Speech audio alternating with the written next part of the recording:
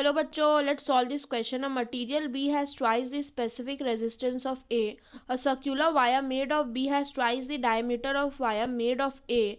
Then for the two wires to have same resistance, the ratio of LB by LA of their respective lengths must be. So ये question हमें बोल रहा है कि ratio of length find करने के लिए और resistance specific resistance of B is equals to twice of specific resistance of A. question में हमें दे रखा है और क्वेश्चन में दे रखा है हमें means twice the diameter of A is equals to B. So diameter twice है तो रेडियस भी ट्वाइस होगा. So radius of B is twice the radius of R.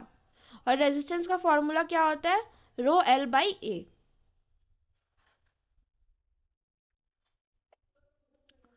और रेजिस्टेंस हमें सेम दे रखा है.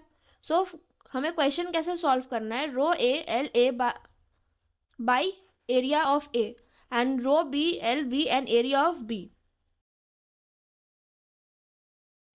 एरिया दे रखा है पाई आर स्क्वायर. ठीक है. सो एरिया किसके प्रोपोर्शनल हो जाएगा? आर स्क्वायर के. So area of A by area of B क्या हो जाएगा? R A square by R B square. R B हमारा क्या है? Twice of radius of A. So 4 RA square. So हमें R A by R B क्या मिल जाएगा? 1/4. हमें फाइंड करना है length of B by length of A. Rho A by rho B into A B by A means area of A. Length of B by length of A is equal rho A and rho B कितना? Twice of rho A. और area of B by area of A हम लोगों ने calculate किया. Area of A by area of B is 1/4. But हमें question में क्या पूछ रहा है? Area of B by area of A. So इसे रिवर्स करना होगा. सो 1/4 की जगह क्या होगा? 4 होगा.